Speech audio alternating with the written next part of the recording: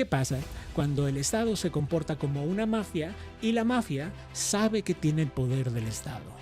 Persecuciones internacionales, envenenamientos, conquista de territorios. Durante años, para hablar de Rusia, se debatía sobre rivalidades geopolíticas, o sea, la eterna disputa entre Occidente y Moscú.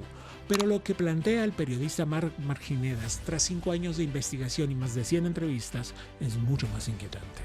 El problema de Rusia no es solo su política exterior, es la naturaleza misma del régimen de Vladimir Putin, que inició en 1999 como primer ministro, hace 27 años. 27 años en la cúpula del poder ruso. Un sistema en el que, dice Marginedas, Estado y crimen organizado operan como una misma cosa. Decir que Rusia es una dictadura es quedarte literalmente con el 10% de la realidad. Va mucho más allá.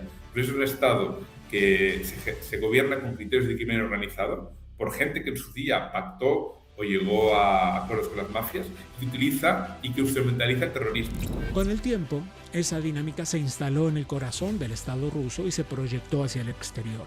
El libro Rusia contra el mundo describe propaganda internacional, soborno de periodistas, atentados, campañas de desinformación para moldear el relato público. En las últimas décadas se documentaron envenenamientos, persecuciones, asesinatos de opositores en el extranjero. No es una película de acción, es la realidad. Operaciones que recuerdan mucho más a la Guerra Fría que a la política del siglo XXI. Y al mismo tiempo, en América Latina, Rusia aporta el aparato de influencia y desinformación, mientras China despliega su poder económico. Dos estrategias distintas con un mismo fin: expandir el poder de los gobiernos autocráticos, donde las democracias son más frágiles. En ese contexto, la guerra de Ucrania no es un episodio aislado. Para el Kremlin, Ucrania es una pieza central en la reconstrucción de lo que ellos consideran su poder imperial. Sin Ucrania, ese sueño de grandeza se desvanece. Por eso lo que está en juego en este momento de guerras por doquier es el sentido mismo del orden internacional. La discusión de nuestro tiempo ya no es entre la izquierda y la derecha, sino entre el autoritarismo y la democracia, entre los sistemas que buscan expandir su poder y los que todavía intentan defender las reglas de un mundo más o menos libre. Soy Gabriel Bauduco y esto es Contracorriente.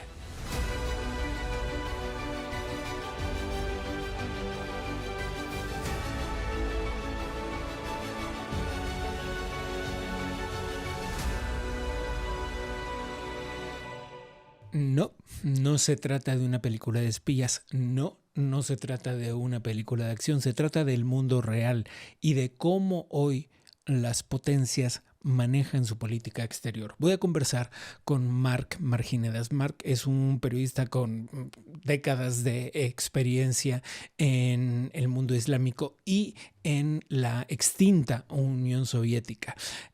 Durante muchos años fue corresponsal en Rusia para El Periódico, el medio español. Mark ha escrito este libro que se llama Rusia contra el mundo, que ya les mencioné en la presentación, y es un texto que a mí me ha dejado sorprendido. No solo por lo que es justo decir, por el profesionalismo, el poder de su relato, la rigurosidad de la investigación, sino por las cosas que en él se cuentan. Hablemos pues con nuestro invitado de hoy.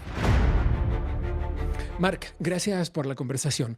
En el libro, este libro que leí con fruición y que he marcado meticulosamente, más que de costumbre, tú aseguras que el Estado ruso es una mafia, básicamente, y que su colusión con el crimen organizado es tal que lo ha convertido en un Estado terrorista.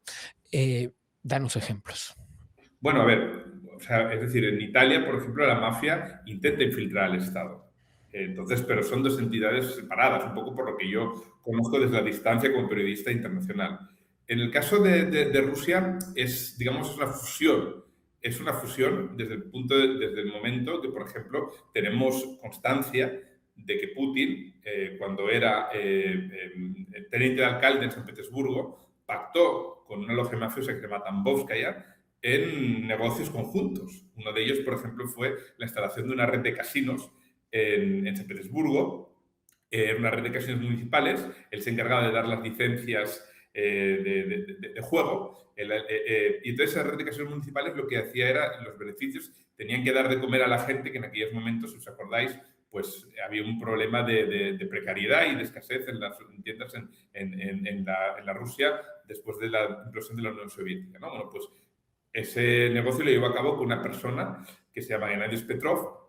Gennady Petrov, al cabo de unos años, se instaló en España y fue detenido, y en estos momentos es un prófugo de la justicia española acusado de ser el líder de la mafia Tambovskaya. Eso es un ejemplo, ¿no? Un ejemplo más, por ejemplo, cuando Putin... hay una persona que estaba condenada en Estados Unidos por tráfico de armas.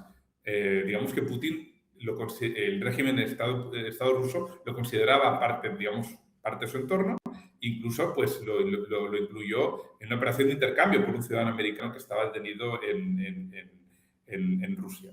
Rusia, además, eso no quiere decir además que un poco que asume el comportamiento y la forma de gobernar como si fuera, digamos, un crimen organizado, ¿no? Entonces, si hay un ciudadano ruso, amigo nuestro, que está detenido que es detenido por X razón en el extranjero, lo que va a haber, vamos a ver es que probablemente vaya a haber un ciudadano de ese país detenido con acusaciones falsas en Rusia y se lo va a hacer, digamos, se va a proponer un intercambio. Es una lógica, es un secuestro, es una lógica, digamos, de crimen organizado, de mafia.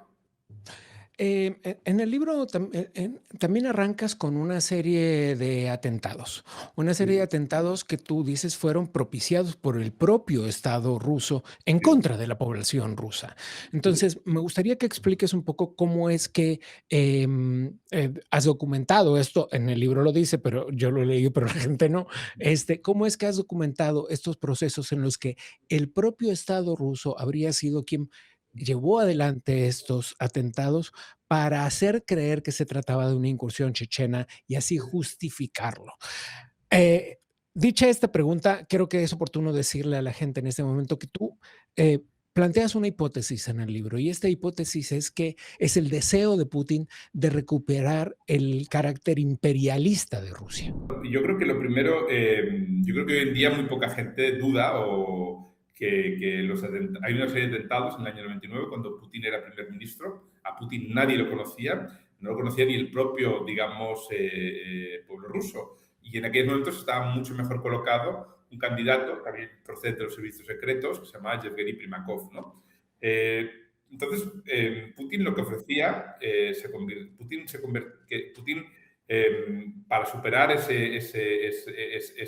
desventaja necesitaba algo importante, un golpe importante. Entonces, al cabo de pocos meses de ser nombrado primer ministro, empezaron a sucederse una serie de atentados con explosivos muy seguidos, con el mismo patrón, en Moscú y otras ciudades como Volgodonsk en Rusia, ¿no? Esos atentados generaron una histeria colectiva en la sociedad rusa. Recuerdo además que la gente llamaba a la radio diciendo que había que llamar, se culpó sin ninguna prueba a los rebeldes chechenos, pese a que el ataque indiscriminado contra los civiles no era para nada un modus operandi hasta aquel momento. Y entonces, bueno, pues recuerdo pues gente llamando a las radios y pidiendo que se tirara una bomba atómica contra Chechenia, ¿no? Wow. Pero es muy importante esto porque, digo, vamos a profundizar ahora, pero a lo largo del libro tú describes, entre otras muchas cosas, las herramientas de manipulación mediática, el control del relato, la manipulación de las emociones colectivas, digamos, ¿no? Exactamente. Entonces, bueno, o sea, yo me fui a Washington a hablar con un periodista que había investigado de una forma muy seria todos los atentados, se llama David Sutter. Hay que recordar que después de los tres primeros atentados, hubo un cuarto atentado que nunca llegó a explotar en Ryazan. Los vecinos vieron que se colocaban explosivos en el sótano, el mismo modus operandi, explosivos en el sótano, con una misma sustancia, una sustancia que se llama exógeno, que tiene la textura parecida al azúcar. Y los vecinos que estaban alerta vieron aquello y llamaron a la policía. La policía vino, la policía local vino, bajó al sótano y dijo que aquello era, que allí había explosivos. Acordonó la casa y digamos que evacuó, evacuó el edificio. Al cabo de poco, la gente que había colocado esos explosivos fueron detenidos por la policía local y en el momento de ser detenidos enseñaron una credencial del FSB, del Servicio Federal de Seguridad. Y el director del FSB dijo en aquel momento que aquello era un ejercicio para ver si la ciudadanía estaba alerta. Qué locura. Bueno, necesito adelantar porque tengo 120 preguntas que hacerte. Entonces, quisiera Venga, eh, plantear un poco esto. Tú hablas de las tres guerras de Putin y sí. dices literalmente en el libro, Chechenia, Siria y Ucrania son las tres guerras de Putin unidas por un cordón umbilical e Sí. iniciadas semántica oficial de Moscú aparte, de acuerdo con una misma justificación, recuperar para Rusia el estatus de superpotencia imperial que se detentó cuando se hablaba de la Unión de las Repúblicas Socialistas Soviéticas. Perfecto. Y la verdad es que la cantidad de tiempo que Putin se ha sostenido en el poder, la cantidad de años que lleva al mando, décadas, si tomamos en cuenta su periodo como primer ministro, nos lleva a entender que no solo tiene esta aspiración para Rusia, la tiene para sí mismo. Sí, sí, sí. A ver, él es una persona que se considera a sí mismo como el reunificador de Rusia, ¿no? Y entonces, un poco o sea, estas guerras, lo que están unidas por un mismo cordón umbilical porque evidentemente utilizan las mismas tácticas militares. Unas tácticas que utilizan, por ejemplo, es el doble tap, bombardear un objetivo de forma reiterada cuando en esos momentos están los bomberos o los agentes de los rescatistas. Hago Eh, un pequeño paréntesis para explicarlo, si me permites, Marc. Tú sí, hablas del double tap como una, primero, como hay que decir, voy a escribir la técnica, pero es decir, bombardean un lugar y una vez que entraron los servicios de rescate, los bomberos, los rescatistas, en fin, vuelven a bombardear exactamente el mismo lugar, lo que entre exactamente. otras cosas constituye un crimen de guerra. Un crimen de guerra gravísimo, además. Y además, lo que se te puede decir es que si hay otros países que lo utilizan, Rusia es, digamos, el país que lo ha utilizado con mayor ahínco y con mayor maestría, ¿no? Por lo que me dice la gente que tanto en Chechenia como en Siria como en Ucrania, ¿no? Yo lo que sí que creo es que ha habido un proceso de empoderamiento de Putin. Si un presidente llega al país con atentados de falsa bandera autoprovocados y las potencias no dicen nada, no lo denuncian, no lo explican, y prefieren tener una estación de business as usual como si no pasara nada. En el fondo lo que estás enviando un mensaje de, bueno, pues la persona se siente empoderada para ir más allá, ¿no? Y lo vemos clarísimo. Primero fue Chechenia, luego fue en Siria y luego una cosa que creíamos que estaba desterrada, que era una guerra en Europa. Hab- Habiendo tenido esto en cuenta, es preciso profundizar en muchos aspectos, pero uno de ellos que me parece importante abordar ahora es cómo es que Rusia, en manos de Putin, ha conseguido un sistema de propaganda tal que le permite, a pesar de todas estas acciones que tenemos sobre la mesa y que tú has documentado minuciosamente en este libro. Por cierto, antes de continuar, ¿cuántas entrevistas hiciste para este libro y cuánto tiempo te No lo demandó sé, la escritura? yo creo que son 5 años. Yo creo que ha habido 3 viajes a Alemania, un viaje a Noruega, 2 viajes a Estados Unidos, ha habido países que no puedo mencionar porque hay fuentes anónimas que me están dando información muy delicada sobre implicación rusa en atentados terroristas. Entonces, esa gente no se puede dar pistas de dónde Claro. viven, etcétera, etcétera. Pero sí que he ido, o sea, digamos que me he dedicado 5 años a recopilar información. Yo creo que habrá como 100, no sé, 100 entrevistas, no sé. A lo que iba es a que, a pesar de todo esto que tú has documentado minuciosamente aquí, además, mucho de esto ahí sí es un trabajo minucioso de recoger el relato periodístico que ha sido publicado, además de las entrevistas que obtuviste en exclusiva y como método de investigación. ¿Cómo es que Rusia mantiene su cara limpia, digamos? Tú hablas de un sistema de propaganda y dices, se han encontrado evidencias más allá de cualquier duda razonable de que Moscú ha continuado reclutando hasta la fecha reciente a representantes del estamento periodístico en el extranjero, tanto en Ujú. la capital rusa como en los puntos donde se dirimen los intereses del Estado ruso. Sí. Em, y hablas concretamente, de métodos habituales, es Ujú. decir, el pago directo de soborno, el chantaje del ego, con el Sí. objetivo de acallar o atemperar las críticas, pero hablas de algo más que alguna vez hemos visto que ha sido utilizado también por la inteligencia cubana, que es, el chantaje sobre aspectos de la vida personal, sexual, en muchos casos. Sí, bueno, o sea, con el tema de los periodistas comprados, yo en el libro cito tres casos, son de tres periodistas españoles, dos de ellos no me autorizaron a dar su nombre, pero sí me autorizaron a dar el caso. El tercero, además, sí que me autorizó a dar su nombre, que se trata de Javier Martín, que es el actual corresponsal de la agencia EFE en Santiago de Chile. Él me explicó cómo, durante su estancia como delegado de la agencia EFE en Túnez, le intentaron comprar abiertamente, Es que intentaron no comprar daba abiertamente. crédito, ¿verdad? De lo que estaba No, escuchando, sí. bueno, nada más, yo os invito a la gente a preguntar. Yo estuve recientemente en Chile con Javier y estuvimos explicando pues esto en la Universidad Católica y estuvimos explicando también esto mismo con los periodistas chilenos locales y entonces, bueno, eso. Y yo sospecho que hay, digamos, más periodistas comprados. También te quiero decir que la propaganda rusa es muy importante, la propaganda rusa en español. Y yo no tengo ninguna duda, absolutamente ninguna duda, de que en México hay periodistas comprados, absolutamente ninguna duda, he estado en noviembre en Argentina, de que en Argentina hay periodistas comprados. Es verdaderamente fácil para ellos, además teniendo en cuenta de que tanto en México como en Argentina, como en Brasil, las representaciones diplomáticas rusas están totalmente infladas, totalmente desproporcionadas, no se justifican por el nivel de relaciones bilaterales, pues es muy probable que esta gente esté haciendo trabajo de campo para comprar, ¿no? Digamos, voluntades. Y dinero tiene mucho. Digamos que Rusia prioriza clarísimamente el tema de la propaganda y de hecho, por ejemplo, hay una ley digamos que fija bastante, para darte un ejemplo, digamos, el presupuesto que se dedica a la cadena de televisión RT. Bueno, la cadena de televisión RT que todos conocemos como, como una red de propaganda. Em, Esta Rusia de la que tú hablas tiene además un sistema de operaciones extrafronteras y por eso, entre otras cosas, lo que tú mencionas.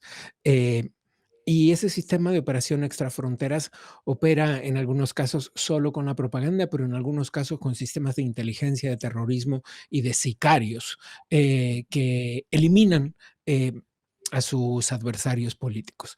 Yo sé que Sí. suena a película de la Guerra Fría. Yo sé que suena a ciencia ficción porque la forma en la que lo describes en el libro es tan truculenta, es tan minuciosa y es tan peliculesca que da escalofríos, Marc. A Eh, mí, a mí me uno de parece los tremendo.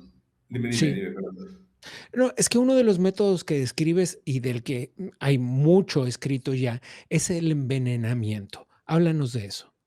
Bueno, a ver, de unas cosas que me parece increíble, unas cosas que me gustó mucho, digamos, cuando hice el libro, por ejemplo, fue hablar con la mujer de Litvinenko, digamos, el ex agente del FSB que fue envenenado con polonio.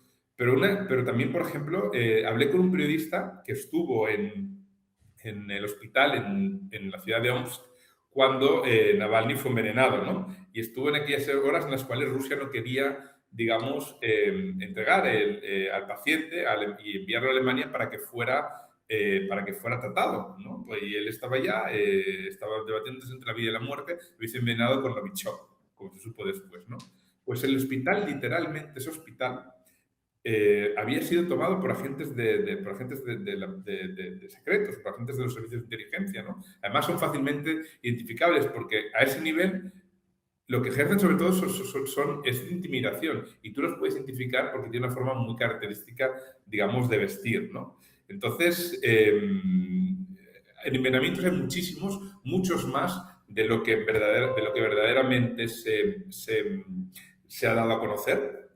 Por ejemplo, sabemos que solo en el Reino Unido habrá como 5 o 6 casos más de envenenamientos que no han tenido lugar, que no se han, de los cuales no se ha constatado, no se ha confirmado oficialmente. En España tenemos muertos de gente de importancia rusa que se han suicidado o han muerto de una forma extraña.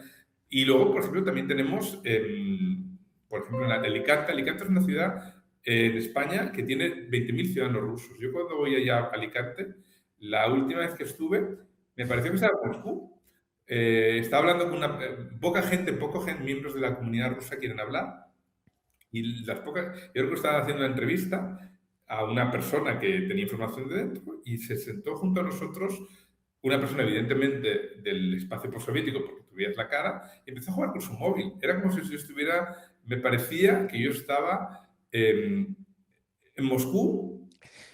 Ahora bien, esto que describes, digo, para que la gente que nos mira entienda con mayor precisión, hablas de esta especie de invasión, permíteme, o de un proceso migratorio irregular, no solo por la documentación, sino también por el volumen de la cantidad de gente.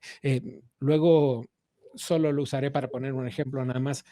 Hablas de México en ese sentido también. Sí, Y unas cifras espectaculares que tengo aquí y les voy a compartir a las personas en este momento. Entre enero de 2022 y abril de 2024, un total de 166,000 rusos, escucharon bien, 166,000 rusos entraron a México. 73,000 de ellos continuaron su camino intentando entrar de manera ilegal por la frontera de Estados Unidos. Son demasiados personajes, son demasiadas personas para creer que se tratan de todos espías, ¿no? O es no, también es decir, un proceso de diáspora. hay un proceso de diáspora, evidentemente la vida en Rusia es muy complicada, mucha gente quiere irse, mucha gente quiere huir. Y evidentemente el hecho de que en Latinoamérica no se exija, para muchos países de Latinoamérica no exijan visado a los ciudadanos rusos, es algo que favorece, digamos, este flujo migratorio. En Argentina los números andan por 120.000 personas. Estamos hablando de mujeres que llegan a Argentina embarazadas. Cuando tú das a luz en Argentina un hijo, el hijo automáticamente obtiene la nacionalidad argentina y a cabo de 2 años la obtienen los progenitores, ¿no? Evidentemente, y eso permite, ese flujo migratorio, permite que muchos, digamos, que entren gente, evidentemente, pues, leales al régimen de Putin o incluso agentes, ¿no? En el caso de México, sobre todo, lo que se interesa son gente que puedan infiltrarse luego en Estados Unidos y llevar a cabo operaciones de espionaje en Estados Unidos, habida cuenta de que la frontera entre México y Estados Unidos es muy grande. Lo que sí que vemos en Argentina, clarísimamente, es un fenómeno muy parecido a los nazis. Es decir, en Argentina identificamos a mucha gente que ha hecho dinero con la guerra, exmiembros mercenarios del grupo Wagner, que se han instalado en Argentina buscando escapar de la justicia y disfrutando de su dinero. Y están copando, por ejemplo, sectores importantes como es el de los agentes de seguridad en Argentina. Me parece eso muy preocupante. Todo eso, digamos, estas leyes migratorias, digamos, laxas, permiten a un país como Rusia, digamos, convertir los países de América Latina en plataformas para sus leales, para crear 10 fases para los agentes ilegales que luego vienen a Europa, etcétera. Es una verdadera locura lo que estás describiendo, pero nos falta entender el objetivo último. Es decir, ¿es esto recuperar el carácter imperialista, digamos? Y nos falta comprender si es exactamente eso y de qué manera está siendo utilizado a través de la economía, porque sabemos bien que este es uno de los puntos clave.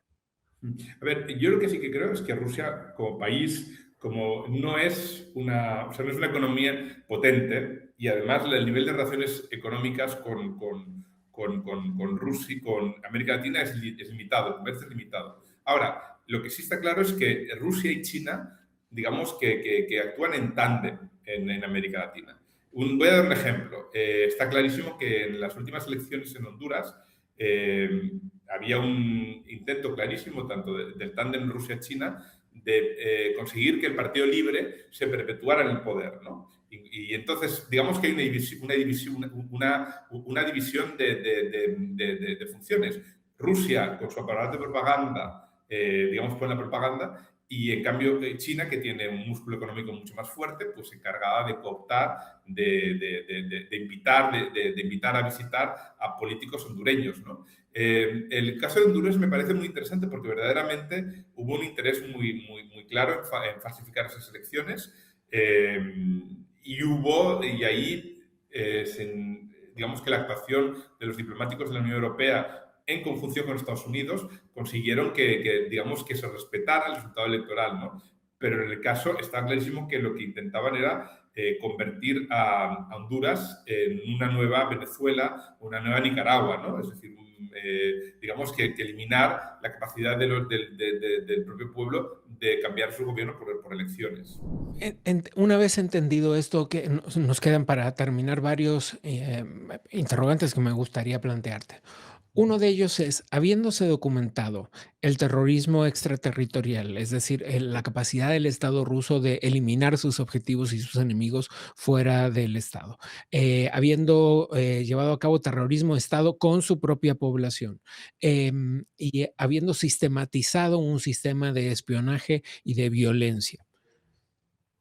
¿Por qué Rusia sigue teniendo un asiento en la ONU? Bueno, yo no quiero, o sea, es decir, a mí me parece que yo no entiendo, digamos, la lógica. Creo que, bueno, pues la comunidad internacional pues siempre intenta tener relaciones con estados. Pero, por ejemplo, yo creo que hay cada vez más precedentes. Tenemos el caso del Consejo de Europa, la Asamblea Parlamentaria del Consejo de Europa.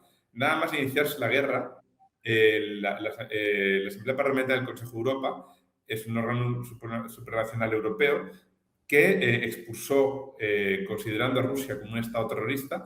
Rusia fue expulsada y ahora acaba de integrar como delegación rusa a la oposición rusa, ¿no? La gente que ha tenido que huir de Rusia y que en este momento se encuentra en el exilio. Digamos, es un ejemplo, ¿no? Entonces, bueno, vamos a ver qué es lo que pasa. Yo creo que en estos momentos las cosas están bastante... El mundo, digamos, que está bastante en una transición, una evolución. Y vamos a ver qué es lo que pasa. Está claro que cada vez más Rusia está perdiendo más capacidad de influencia. La guerra la guerra en Irán, pues evidentemente es un nuevo golpe a su reputación como superpotencia. Y oye, si en Estados Unidos llega un presidente diferente, pues a lo mejor pues puede tener una actitud diferente, más agresiva hacia Rusia. Eso lo tenemos que ver. Eso es una cuestión de futuro. Pero evidentemente, digamos que hay elementos suficientes como para, digamos, materializar esas declaraciones que ha habido en el Parlamento Europeo o esas declaraciones que ha habido en el Congreso de que Rusia es un Estado terrorista, clarísimamente. Vladimir Putin cuenta con una orden internacional de arresto, una orden que nadie evidentemente se atreve a ejecutar.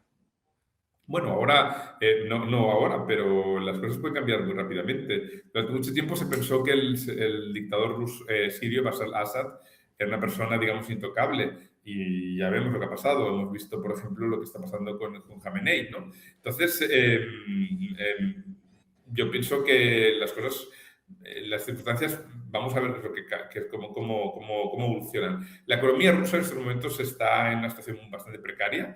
Eh, Está claro que el Pero esfuerzo siguen teniendo, bélico, perdón, siguen teniendo entre sus manos los grandes activos que son el gas y el petróleo.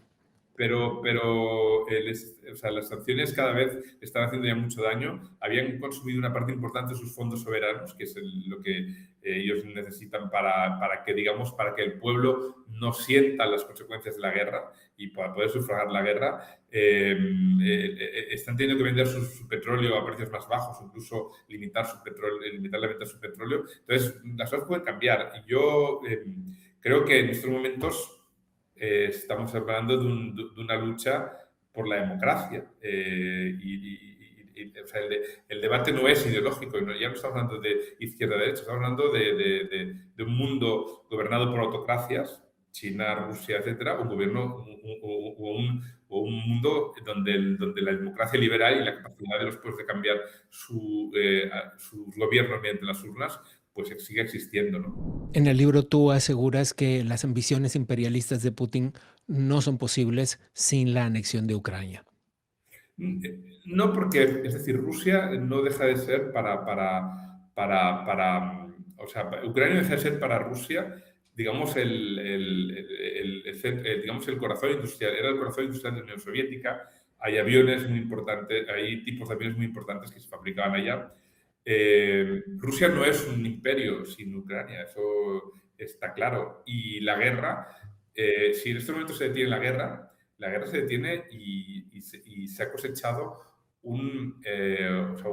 Rusia ha cosechado una derrota, porque Rusia no inició esta guerra para obtener el 20% de Ucrania. Rusia inició esta guerra primero para someter a Ucrania y para convertir a Ucrania en un satélite y instalar ahí un gobierno amable o incluso anexionársela directamente, ¿no? Y, en segundo lugar, para cambiar las reglas de juego, para recomponer lo que fue en su día el espacio de influencia postsoviético, ¿no? En las demandas que exigía Putin a Biden poco antes del inicio de la invasión en el 2022, exigía no solo que Ucrania no entrara formalmente en la OTAN, sino exigía además tener derecho de veto en los despliegues militares que pudiera hacer la OTAN en los países del antiguo Pacto de Varsovia, en Polonia, en la República Checa, en Eslovaquia, etc. Eso es regresar a la doctrina de la soberanía limitada que prevalecía durante la época era soviética por la puerta de detrás. Nada menos, nada menos. Marc, te agradezco enormemente esta conversación.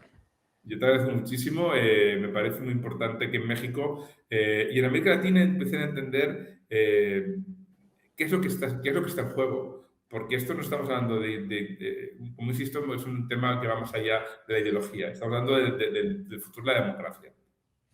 Gracias. Gracias a ti.